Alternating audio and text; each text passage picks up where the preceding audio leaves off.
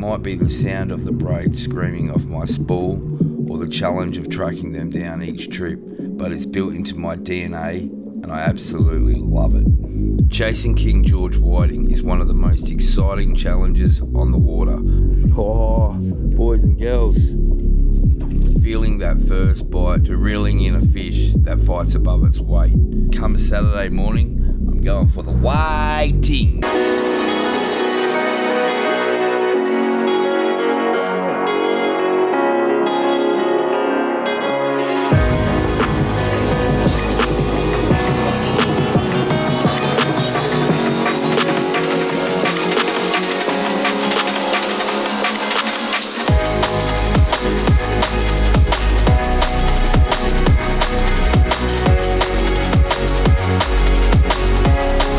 Good morning guys and welcome back to the channel. Today we've got a high tide. This morning it was at 4:30, so we're going to be fishing the run out tide. We're going to be chasing some whiting. These midgies are out of control down here. Oh.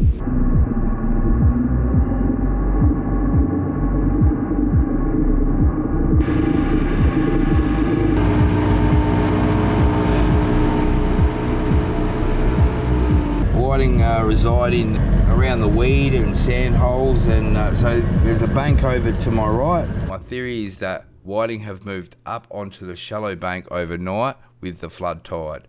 They go up on the bank to look for bass yabbies, worms and whatever food they can rustle up, and now they're heading back down off the bank. I'll set up in their path to ambush them. As you can see, I've got a mark here just off the bank, and what I'm going to do is really zone in on that mark. Now I'm going to put side scan on, and I know a lot of people don't know what I'm talking about when I'm talking about side scan. So if you imagine you're up in the sky and you're looking straight down at the water, and that's the ground on the bottom going out to the side. That's out to my left 25 meters, and that's out to my right 25 meters, and it's behind the boat, and as I'm driving it's coming off and you're looking down. Again, you need to be driving at least a couple of Ks, not fast, but so I can see there's a weed line there. I've just got to wait. So there's an edge right there, and there's an edge. That's a hole. All that there is a hole, and there's the edge of the weed. So there's a big hole there. So I want to put my boat in there. So what I'm going to do is I'll put a GPS mark, and see if you notice there, I've already got a GPS mark where I've caught fish before, on that where I've done the side scan before. So that's the mark, original mark, and I've honed it in to where I want to put my boat. So the tide's running out, so that's where the hole is, those two marks there. And what I want to do is put my boat so it's gonna, my bum will be just before those marks, and I can cast into those marks for this particular mark. So I reckon if I put it about here, we might be in the game, because I know from experience this hole is quite large. We're running a bit behind, so we're going to get set up. So I'll just quickly run through for the beginners what we're using. I've got a tray of various different sinkers. There's a bit of flow in Western Port, so I'm just going to I'll have to take a couple of these out just to see. And as you can see, I've got pipis, and because Possum's not here today, I'm very unorganised, and I've got squid. So I need to get my act together. Where are you, Possum? Possum's a bit sick today. Clip him on, and I'm going to get some water in this bucket so I can put some burley in. Should have done this. There we go. And let's pop the pippies in there.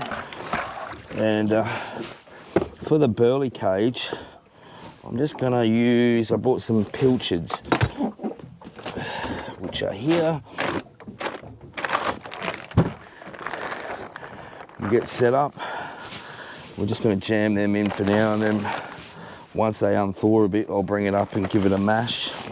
I've got my mashing device. Actually, I don't need to because I've got my mashing device. It comes in handy. Yeah, the old ocean accessories. That's all I'm going to do for now, because the whiting might not even be here, so just slowly get set up. I would have liked to have been here in the dark, because try and show in this video how you get big whiting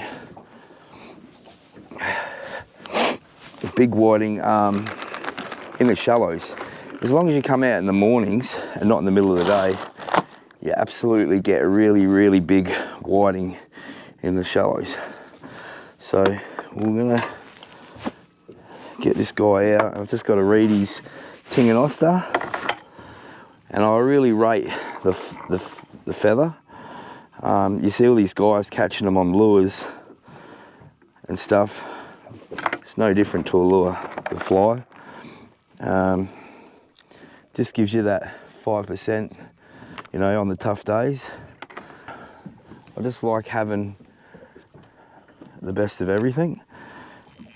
Be interesting to see if they're screaming out of the rod holders today.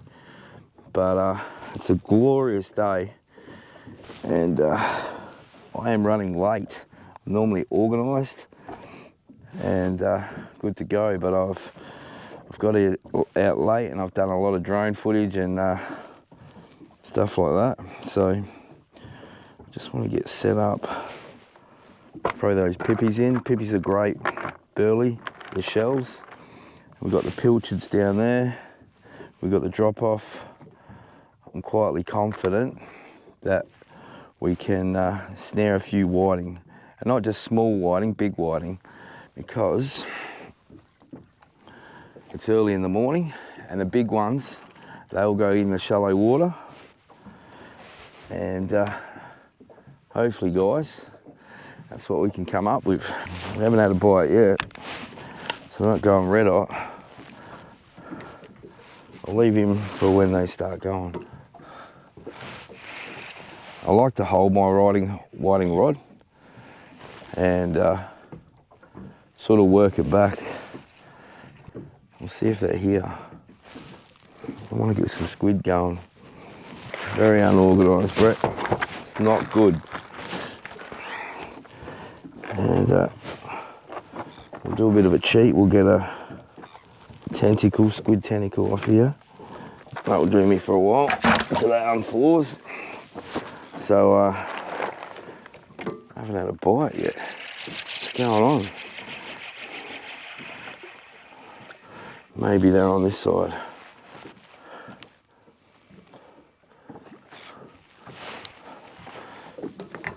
See how this guy's going. Like the first hour before the sun comes up, and that first hour after the sun comes up, you get some really big fish up in the shallows. Really big. I haven't even got my squid squares. Normally I have these squid squares, and the new record, if you don't know what a squid square is, it's a little squid square I cut my baits into. I don't use strips, I use squares, and the new record is 15 on one bait. I did this video a few years ago where I caught 5 whiting on one squid square, and the new record is 15 on one bait, and Izzy and Bruno witnessed it. So, and they still to this day, I don't think I'll ever beat that. That was just crazy. Your spots are no good, Reed. No good.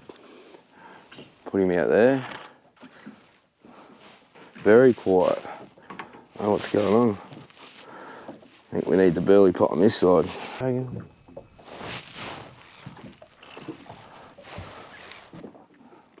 Might have to give it a move in a second.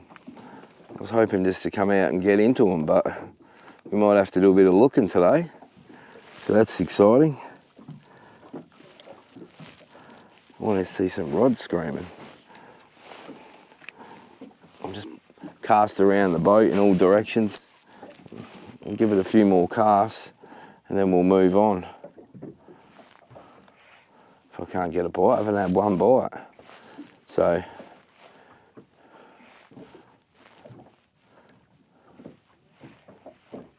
just winding it back. There's a bite. Oh yeah, they're here. See, just winding it back on the, and they mustn't be biting properly. So I'm glad I've got the flasher on today. I got a good hit. That was on Pippi. I was a bit slow, still half asleep. So I know where they are. So I got him just straight out in sort of the back there in the corner. I reckon he might have done me. Nah, he just tapped it. He wasn't real. That was definitely a whiting right there. So they might not be on the chew for whatever reason, which I find really hard to believe at this time of morning. Come on. Normally they just scream off. I just try and entice him onto the rig, the lure, whatever you want to call it, the fly. Come on, brother. I was up late last night. I was on the phone to this fella and he was telling me about a short-finned eel. And he was telling me, he said, look up a short-finned eel. So I did, and this is why I slept in. I was up late talking to him, and he goes, and I was looking at the migration patterns of a short-finned eel, and they actually migrate from Victorian creeks right up in the river, in fresh water, in all the creeks and estuaries around Victoria, and they migrate to this coral sea all the way there, and then they spawn, then they die, and then the little ones come all the way back. And I found that cool as, like, so they go, this eel, you know, the eels cured eel you see in the tackle stores they sell for gummy baits, that eel, they go all the way to the coral sea, spawn, and then come all the way back, and then go from salt water to fresh water. There we go, boys. That's a bulldog. Yes. Oh, first one. Oh, it's been so long since I've come over here and had chase a whiting. Oh, he's a good one. And see the reel just screaming, and they just dominate you. Oh, he's a bulldog. Oh, is it a trevally? Oh no, it's a pinky. Yeah, I've been warned about these pinkies everywhere. No, that's not what we want to catch, boys and girls. Bloody pinky.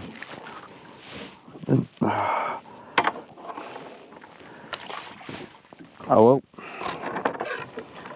we'll try again. Pinkies. Someone was telling me there's pinkies everywhere in Western Port now, because I've been over in Port Phillip for a couple of weeks. It's good to be back in Western Port, but we want whiting. Got him. Hopefully this is a whiting. If it's pinky, feeling, oh, what's going on? It's a flathead. Oh, we don't want flatheads. We don't want flatheads. Must be the right part of the tide now. Yeah, he's got no bait. I'll get some,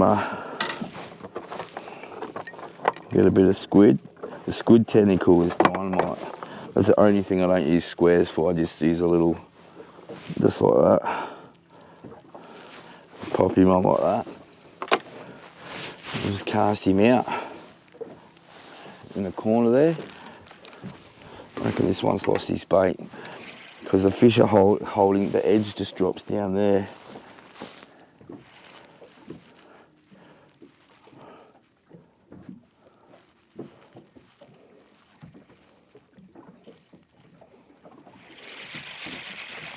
I think I lost the bait on that guy, yep. There's that snag. I always know, on this particular spot, I always know where I am because there's there's a snag just there. So I know the edge is right here, and it's just over the edge is where I'm catching the fish, where I normally get them, although not here right now.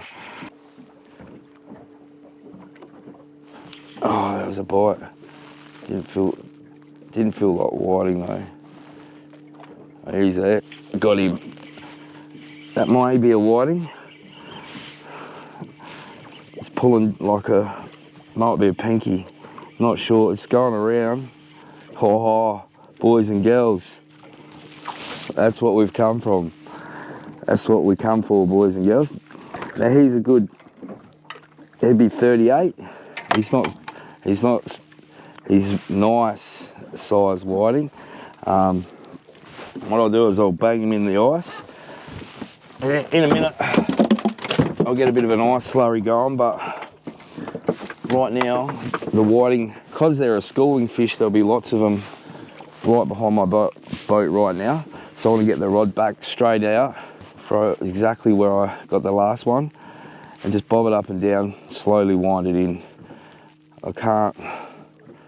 You got to keep winding them, because as I lift it up and the sinker hits the sand, it'll make a little puff, and that just attracts fish quicker to your bait. They come over a lot quicker. And they see the bait, smell the bait, and bang, they have a crack. Right. So we'll keep doing that. It's nearly back to the boat. Give it a pause. Nothing doing. Alright. There's no way old mate was a lone ranger. He'll have mates. They always have mates. Put it back there. I'm just going to move this rod out of the way because it's... Oh, there's a bite straight away. Yeah, they must... I'll put him out the back. He can sit there. Now we've got this whole area to work the rods in. Maybe we should get some pipis going. Just throw a couple of shells in to rev them up.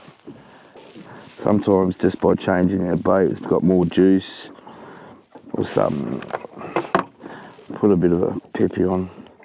How deep is it? We're getting to the prime time. It was 3 metres when I got here, now it's nearly 2.5, my favourite.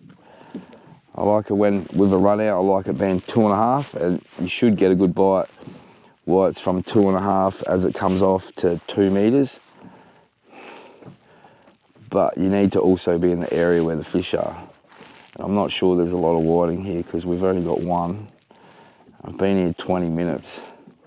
Probably a bit long. Normally I'd move, but it's a bit harder to move with all the cameras and stuff, so I'm just hoping. So I'm lining up when I'm casting out. I've got in the distance you'll see there's some buildings. I'm lining up a building, and that's where I was catching the fish. So I know exactly, not exactly, but roughly the area where I'm catching them. The boat's always yawing and stuff, so it's hard to get exactly where the fish are. But when you get onto a bite, just look in the background and try and find an object where you're casting, so you can cast back to the same area. Your boat will yaw and sort of put you a bit off, and if you can get back into the same area and there's a good school there, you'll pluck, a good amount of fish. And right now, while I'm fishing, I'm thinking about what part of the tide we are, and just thinking about if I go there next, another mark I've got, and if I don't get them there, then I'll try over. Oh, there's a fish. You got him on the burst. There's a bait for later. A little salmon. Caught him on the wind back to the boat to pull it in. So that wasn't on the bottom when I caught that salmon. It was mid-water when I'm winding in like a lure, and he just hit it. If I ever go at the snapper later on, because I did bring my snapper rods, I don't know if I will. I'll put that salmon on that's real good bait. Yep, lured him on. I reckon that's a whiting. Maybe it will pick up here. Oh, this could be some other I just don't know anymore. What is this guy? Yes, hello, he's a good bull. Have a look at that, guys. He's a nice bully. That's what we want. Oh, and he didn't bite very well. I had to lure him onto the.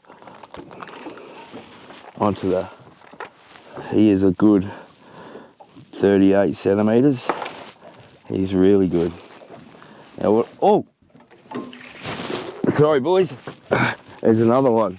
This is why I'm down here, because what the whiting do, they're a bit like the snapper. They migrate up. Oh, this guy's really good. Yeah, bulldog. Look at the size of this guy. He's bigger. Yeah, I'm not going to muck around here, guys, because he's good. He'd be 39. I'll break their necks, put them on the ice. There's another one. Oh no, what a time for a camera to die. Look at the size of that bulldog. Hey, look at him. He is a beauty. That's why I use the Reedies. Long shanker. Put him in, double check the bait, and my batteries died at the wrong time when there's a hot bite. No. So I'm gonna race, get these rods back in, and hopefully I can get another camera battery and I don't miss this bite. Otherwise this is our opportunity and we've just got to seize it.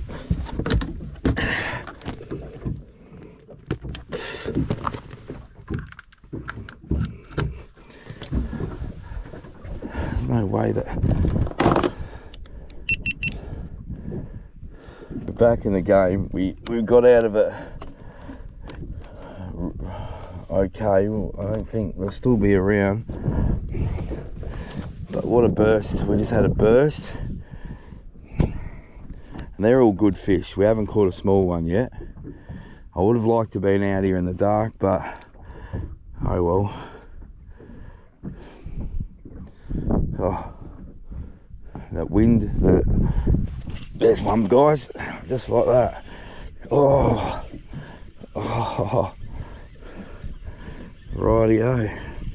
Look at him, here he comes. Oh, I've missed these guys. Yeah. I missed him. Get that bait back in the water. Just like that. And we'll put him at the back because they're right behind the boat now and we just got to make the most of it. So they're coming off the banks. This is real good and they're good size whiting too. Yeah, what was I saying? So in that around September, all the whiting migrate just like the snapper up into the channels, and often when I'm catching snapper early season, I'll catch really big whiting. I've missed this so much. There's another one, boys. Oh, I can't give him a slack line. Yep, and we've got another one.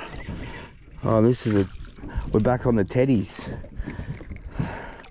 Oh, there's another. Oh, that's a big one.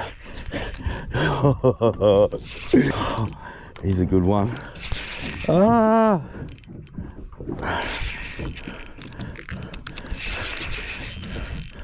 It's a panda. It's a panda. Pandas are when after late snapper season, all the real little panties come in, and it's going to be Panty City in Western Port this year. Eh? Oh, there's another one. Sorry, Panty. I'll get back to you. I'll just scull drag this one because I want to get that little guy back. Alright, so in the past I've said I've only used one rod at a time for whiting, but as I progress in my fishing, I'm always learning. I'm mindful not to get stuck in my ways and always trying to evolve my fishing. And I used to have like a long shank rig and then one with a circle hook.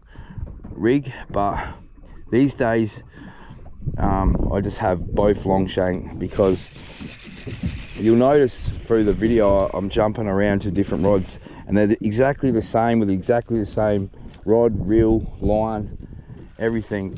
And that's because I just want to, like, if I'm striking with that rod, I might hold that rod for a minute. Like with whiting, it doesn't matter. When they're going okay, they'll just hook up. So, you know, it might not be as good as a circle hook, but it's not far off it. Like, we're talking like 1% difference, not even that. And because I can strike it when the whiting bite is tough, I feel like there's no better hook than a long shank. And so the best all-round hook for me is a long shank, always. And like, there's a reason they've been getting used for many years.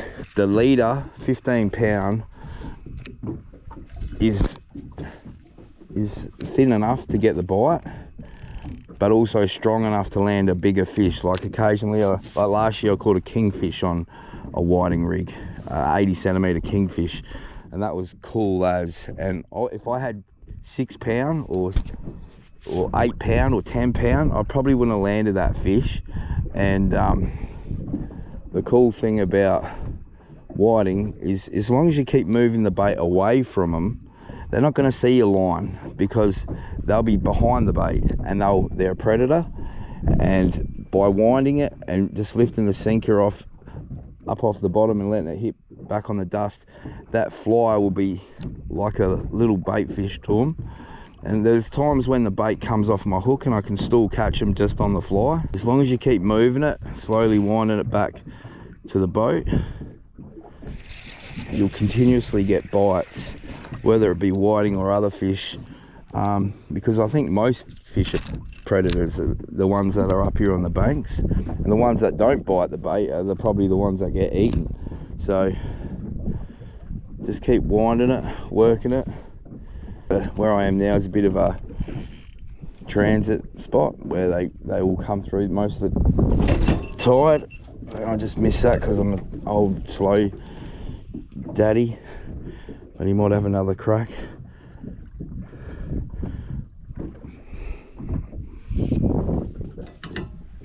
But yeah, January, Feb is wild out here. You can catch whiting all year. We do catch whiting all year. A lot of people love summer. I actually like winter,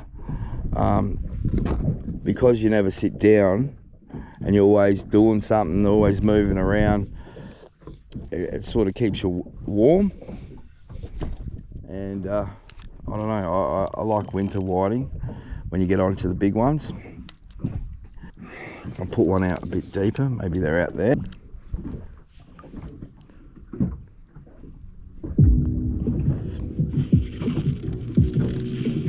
Onto a big one, boys. Real big. Oh, it's pulling a line. This drag clicker doesn't make noise. Here's a bulldog, this one. Here's a bulldog. Oh, look at the size of it, man. Oh, I hope I can land this guy. He's a thumper, man. He's an absolute bulldog. Who says you don't get 50s in the bloody... Look at the size of that, mate. Oh, this guy might be 50. He might be 50, boys and girls. He's a beast. Look at that.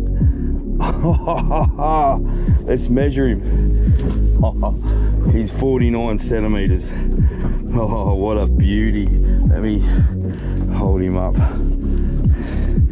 He's 49 centimeters in 2.5 meters. Right, guys, we've just got to another spot. So after repeating the process for another 2 spots, the box was full of whiting.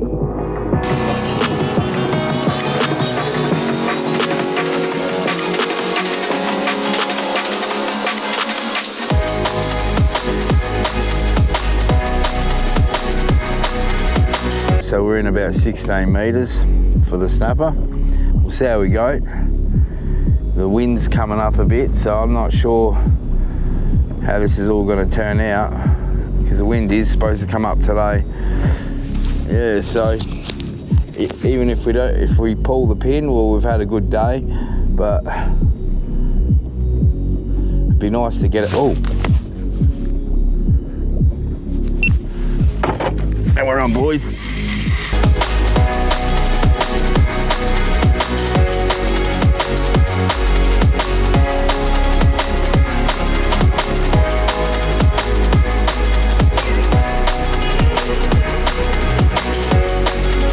The wind's supposed to come up today, but it hasn't really come. Have a look at these boats. I never see them go out much. Down here all the time. People must sleep in them or something. Have a look. It'd be pretty cool to just have one of these moored here and then come and stay on the water on the weekend. It'd be like a hotel on water. I think that's what they do. Look at this one. He's got a little boat out the back and all. A couple of skeletons. That's a cool looking boat. Can't believe how wild the fishing is in Western Port. It's so good at the moment. And we're in December. Thanks for watching, guys. It's been a great day. I don't know how we're gonna go this year with our owl. It's pretty sad how they kicked him out. But don't know. Everything happens for a reason. Poor owl. Shout out to Owl if you're watching. Few people launching.